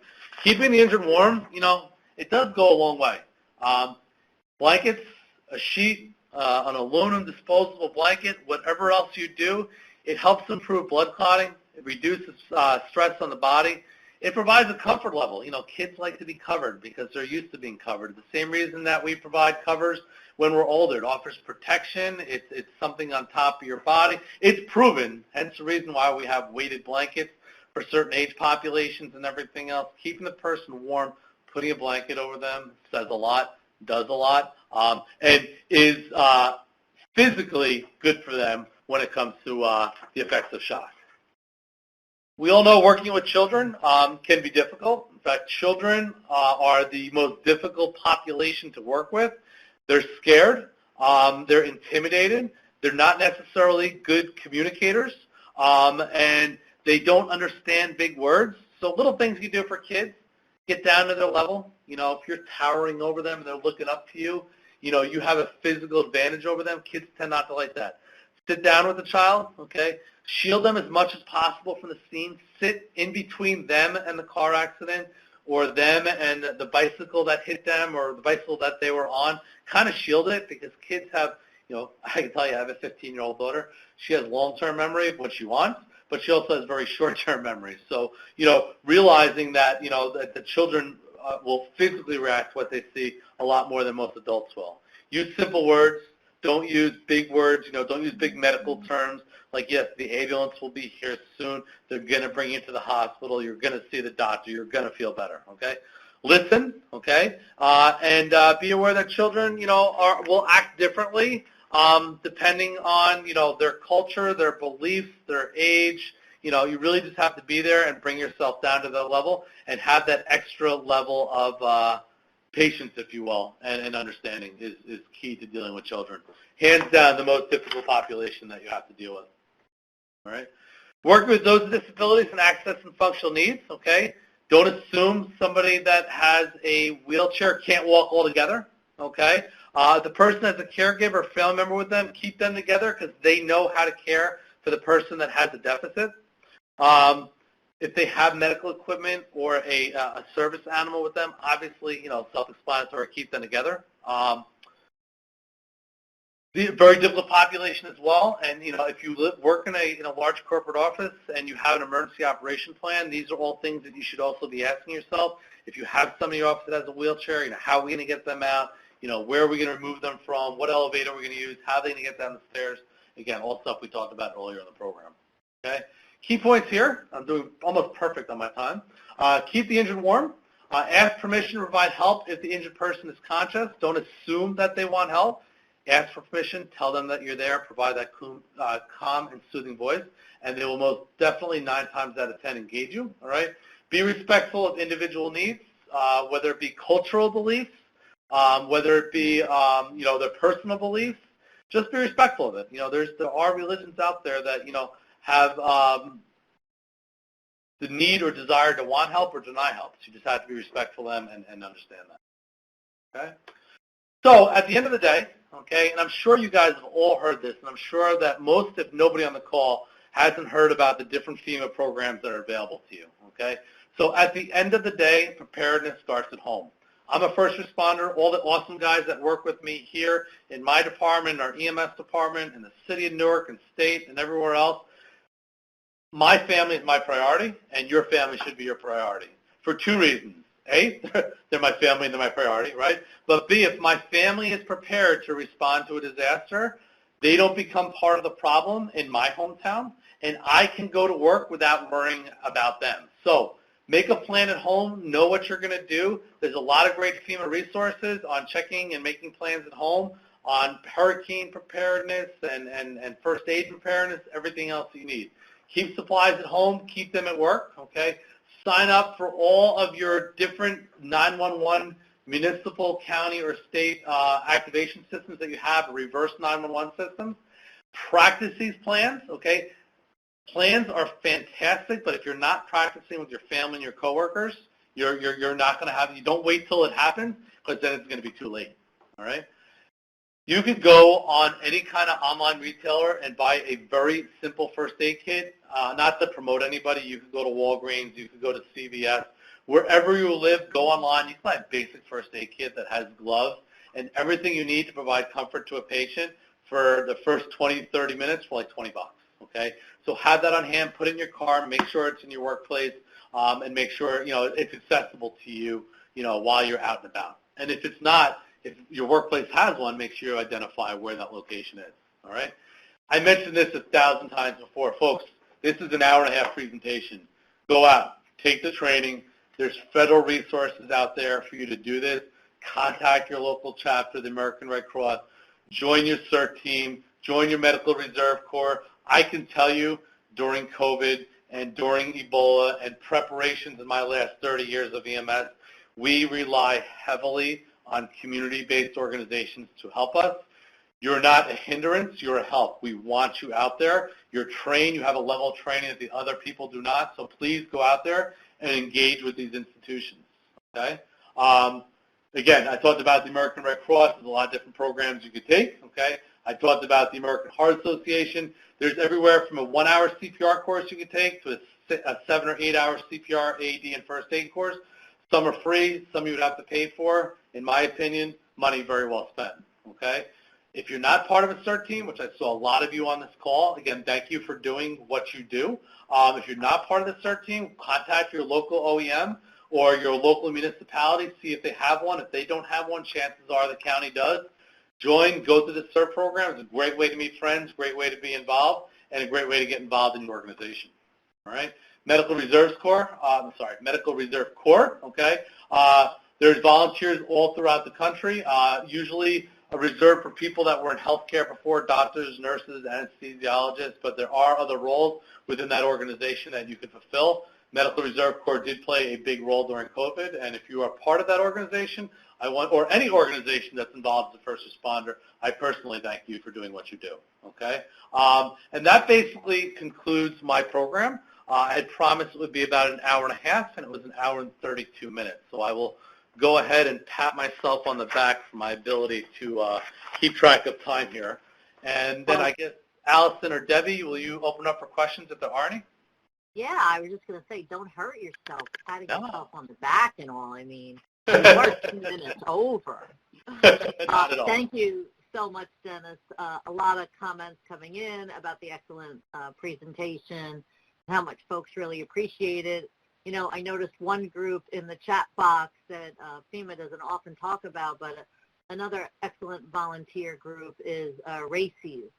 So folks working with ham radios really do assist our emergency managers in times of disaster. So if that's a program that interests you, I would certainly look into it, especially in New Jersey. We have, I think, pretty robust groups of ham radio operators. But we do have some questions for you, Dennis, so we're not letting you get off that easy. The first of which is whether or not you'd be willing to share your email address with our participants today.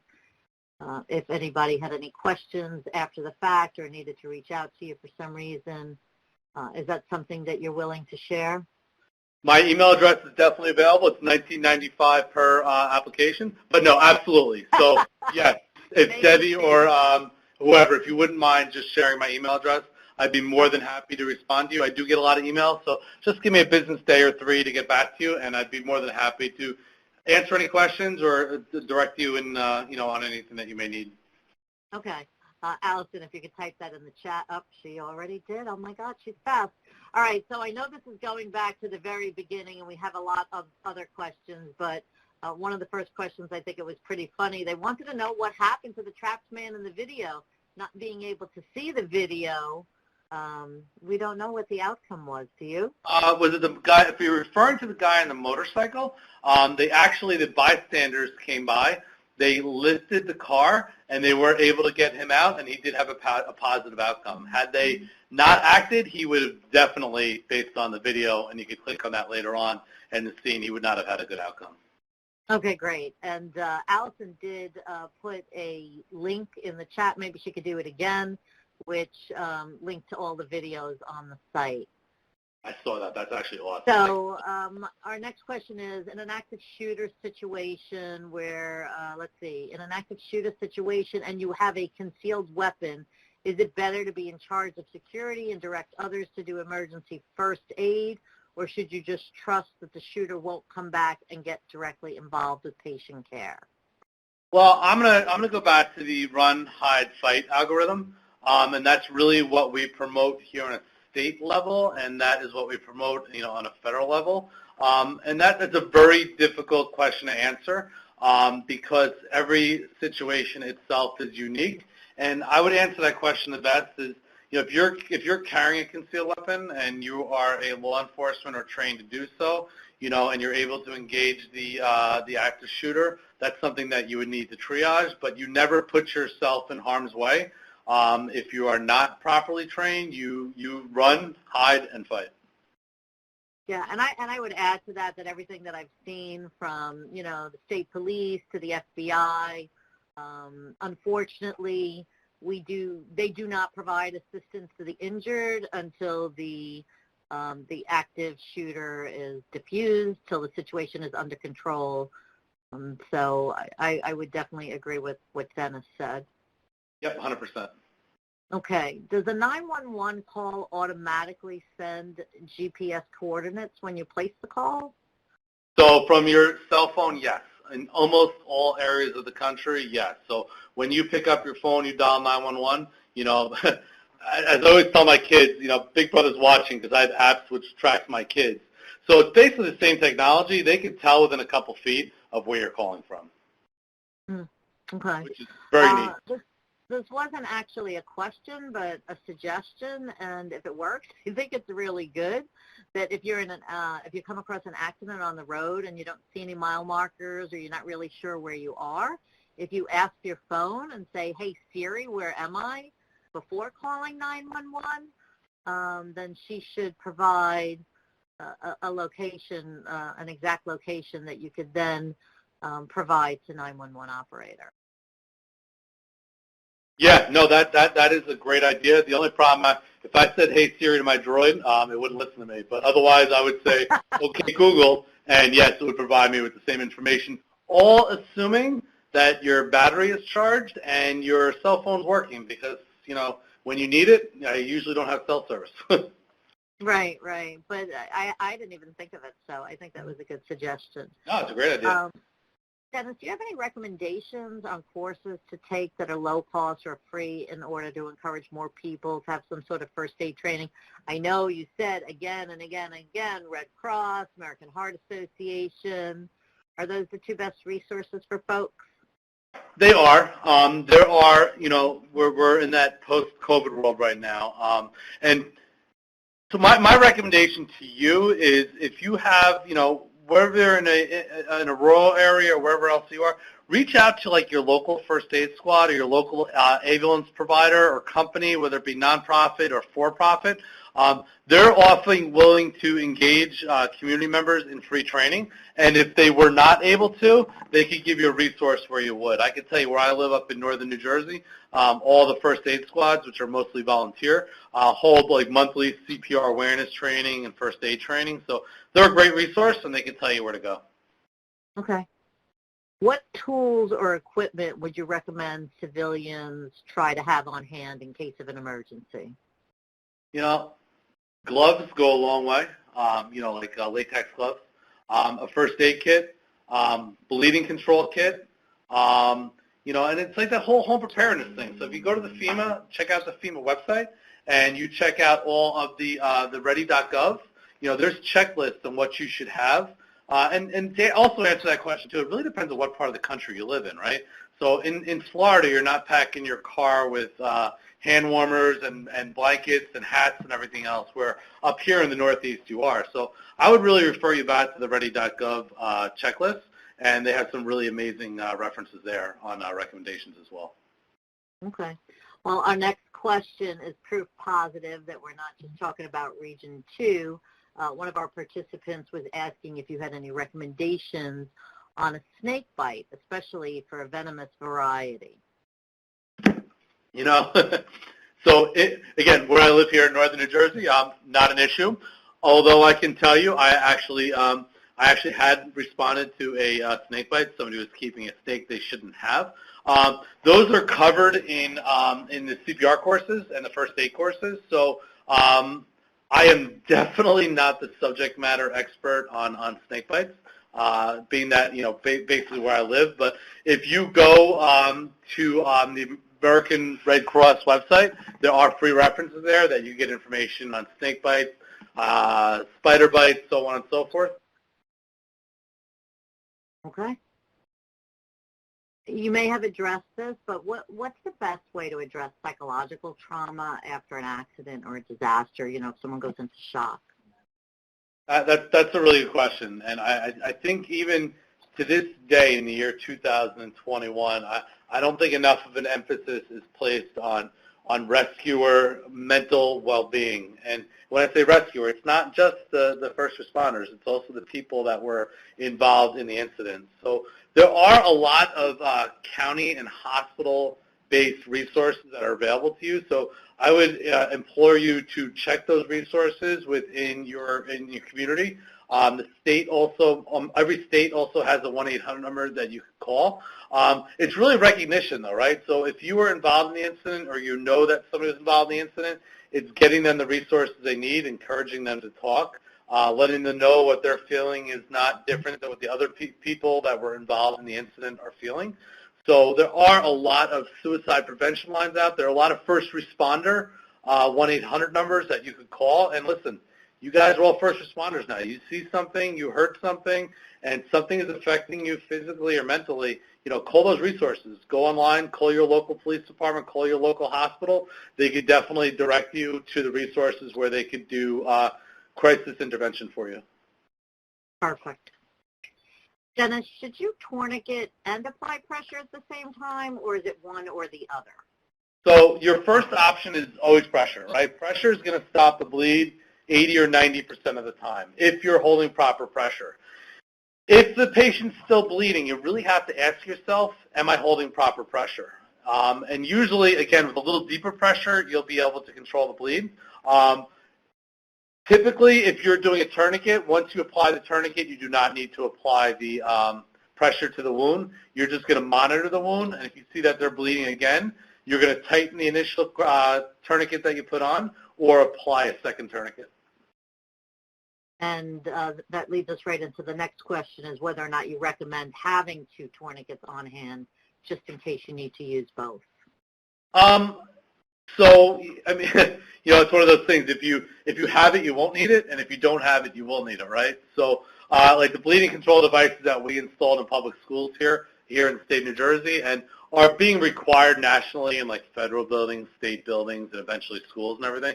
That's why there's multiple kits and multiple tourniquets in these different bags. I mean, listen, it's not going to hurt, right? And then if you use one and you have more than one victim, that leaves you with 2 tourniquets. So there is an expense related to them, but it's definitely good to have in your arsenal. Okay. And I would take that a step further. I've heard stories about tourniquets not all being created equal.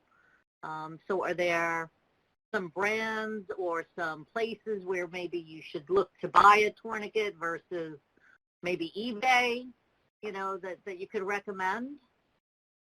I mean, they're pretty much widely available on all of your eBay, Amazon kind of thing. They range anywhere from cheap ones for $10 to expensive ones for $50. I can't endorse any one of them, but anything on the cheaper to mid-range, it's a good tourniquet. And having a bad tourniquet is better than having no tourniquet at the end of the day. Okay. So I have a few additional there are a few more questions in the chat, and then I have a few questions of my own, if you don't mind.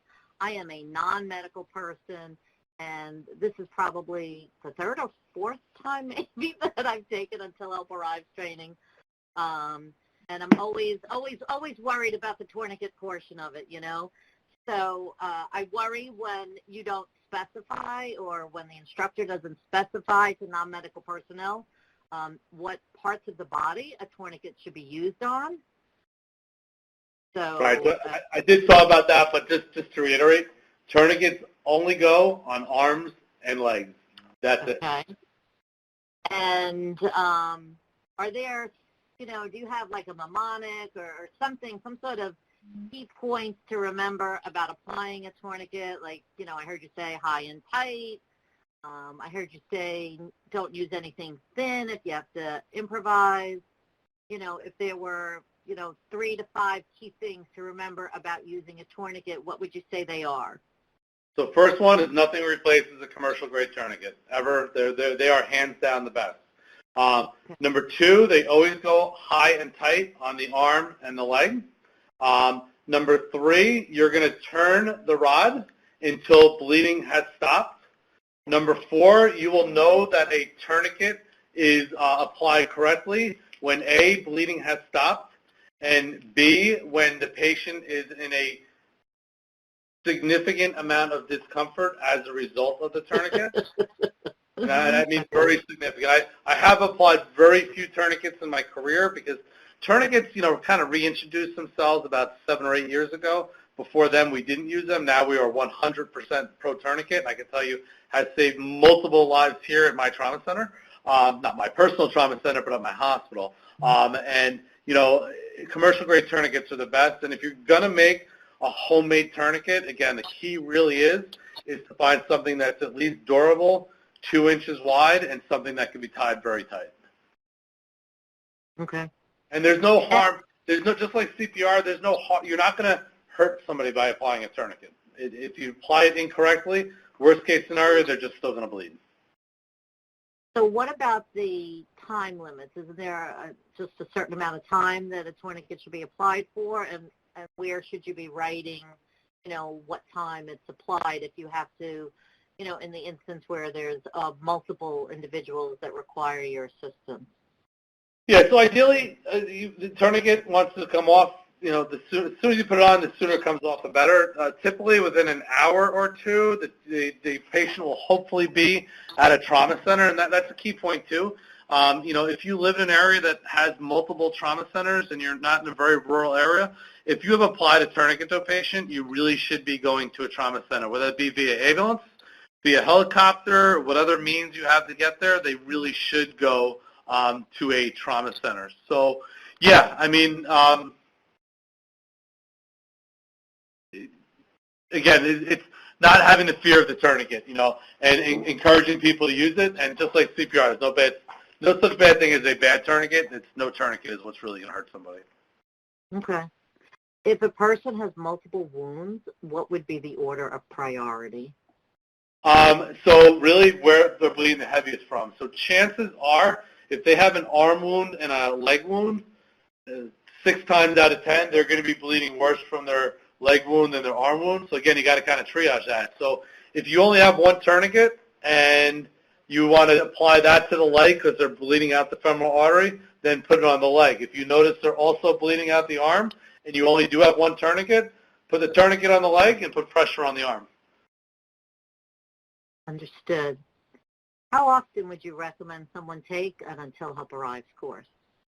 I guess it would kind of go with like the CPR. So every 2 years, like anything else, you learn something and you don't use it for a certain period of time, and you kind of lose it, which is why we recertify in CPR every 2 years. So I'd say 2 years is good, and maybe every year you review it with your family. Again, you could download the PowerPoint template. You can get it online. You can get it from this resource here. Pop it up, show the family, show it at work. Do a brown bag lunch is another great way to do it. Share it at a brown bag lunch within your corporation, if you're brown bagging your lunch at home, I guess because people are working at home. But, definitely share it. It's there. And I would say once every 2 years at least. Okay. Do you have any additional tips for dealing with children? Being that I have 2 of them, I'll tell you, children are tough, especially the young ones.